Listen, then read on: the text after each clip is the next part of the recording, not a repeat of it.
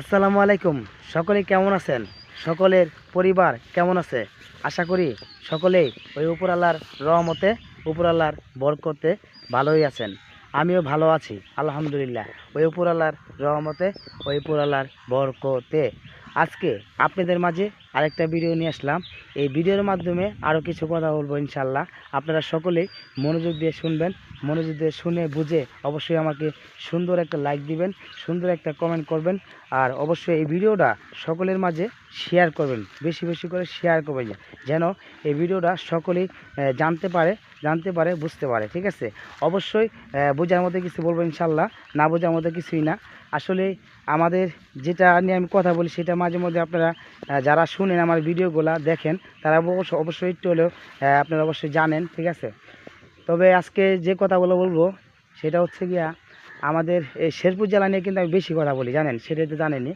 তবে শেরপুর জেলা যেহেতু আমার বাড়ি, শেরপুর জেলা যেহেতু আমার স্থান, শেরপুর জেলায় যেহেতু আমার জন্মস্থান, শেরপুর জেলায় যেহেতু আমার অনেক কিছুই, ঠিক আছে, এখানে আমার আত্মীয় স্বজন, বাবা মা সবাই এখানে, ঠিক আছে।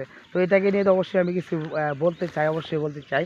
এমনকি আমাদের শেরপুর জেলা যেন যে বলতে চাই তার জন্য না, সেটা আমি বাংলাদেশের প্রত্যেকটা জেলার জন্যই কথা বলতে চাই। বাংলাদেশের প্রত্যেকটা নাগরিকের পাশে থেকে আমি কথা বলতে চাই, আমাদের জনগণের পাশে থেকে আমি কথা বলতে চাই। আমি আমাদের বাংলাদেশের অসহায় মানুষের পাশে থেকে কথা বলতে চাই। আমি আমাদের বাংলাদেশের অসহায় যারা আছেন তাদের পাশে থেকে কথা বলতে চাই। এমনকি আমাদের বাংলাদেশের সৌন্দর্য নিয়েও আমি কথা বলতে চাই, আমাদের বাংলাদেশের প্রাকৃতিক ভালোবাসাকে নিয়েও কথা বলতে চাই। আমি আমাদের বাংলাদেশের আয় উন্নতি নিয়েও কথা বলতে চাই। আমি আমাদের বাংলাদেশের সুন্দর একটা দেশ কিভাবে সুন্দর হবে সেটা নিয়েও কথা বলতে চাই। আমি মোহাম্মদ জাহের আলী। আমাদের বাংলাদেশের 64 জেলার মধ্যে একটি জেলা, সেটা হচ্ছে শেরপুর জেলা। আর শেরপুর জেলার পাকুড়িয়া গ্রাম থেকে আমি মোহাম্মদ জাহের আলী বলতেছি। আমি সকলের কাছে দোয়া চাচ্ছি, সকলেই দোয়া করবেন অল পৃথিবীর মানুষের জন্য, অল পৃথিবীর মুসলিমদের জন্য, অল পৃথিবীর গ্রামীণ গঞ্জ যারা আছেন সকলের জন্য দোয়া করবেন। তার পাশাপাশি আমাদের এই শেরপুর জেলার, আমার শেরপুর জেলার মানুষদের জন্য দোয়া করবেন। আমাদের শেরপুর জেলার পাকুড়িয়া ইউনিয়নের পাকুড়িয়া পূর্বপাড়ার মানুষের জন্য দোয়া করবেন, আর আমার জন্য দোয়া করবেন। আর আমি সকলের জন্য দোয়া আমাদের অবশ্যই থাকবে ইনশাল্লাহ। তো যে কথা বলতে চাচ্ছি সেটা হচ্ছে আমাদের এই শেরপুর জেলাটা, আমাদের যিনি আছেন, আমাদের এমপি সাহেব যিনি আছেন, রাশিদ ইসলাম রাশিদ সাহেব, তাকে বলবো। এমনকি আমাদের বাংলাদেশের সরকার যিনি আছেন, আমাদের বাংলাদেশের প্রধানমন্ত্রী যিনি আছেন তারেক সাহেব, ওই তারেক সাহেবকে বলবো ইনশাল্লাহ। এমনকি তার আরও যে নেতাকর্মী আছেন তাদের সকল উদ্দেশ্যে কিছু কথা বলতে চাই ইনশাল্লাহ।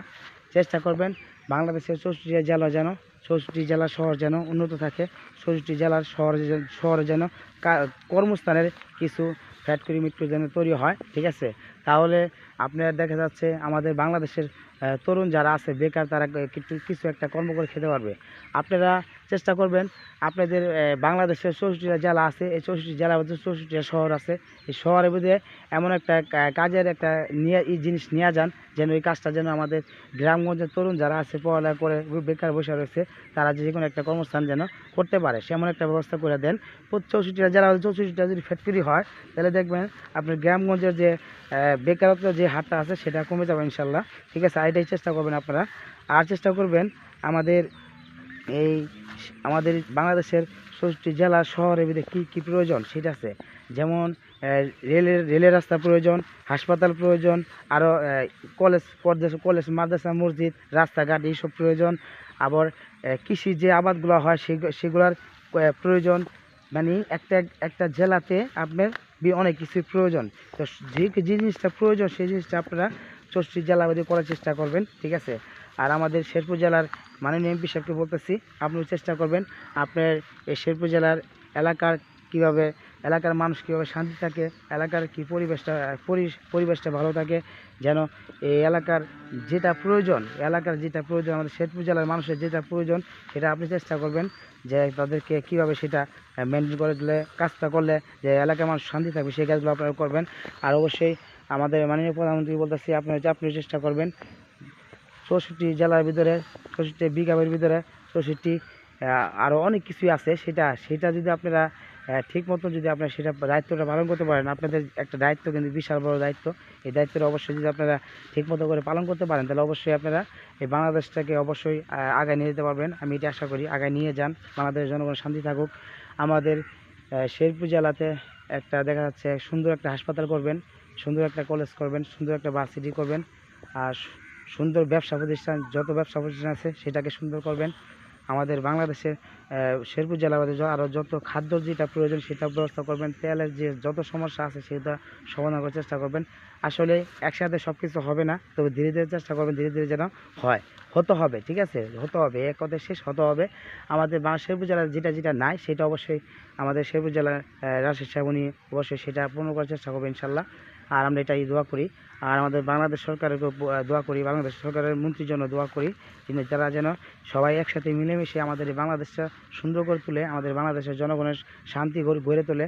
আমাদের এই বাংলাদেশে সব কিছুই থাকবে, শুধু একটা জিনিস আমাদেরকে শেষ করতে হবে, সেটা হচ্ছে চুরি, বাটপারি, সিটারি, মারামারি, কাটাকারি, হিংসা, এসব আমাদেরকে কমাতে হবে, এইসব আমাদেরকে ছাড়তে হবে, এইসব আমাদেরকে ছেড়ে কমায়ে, ঠিক আছে, তাহলে কিন্তু আমরা সুন্দর করে চলতে পারবো সবার সাথে মিলেমিশে।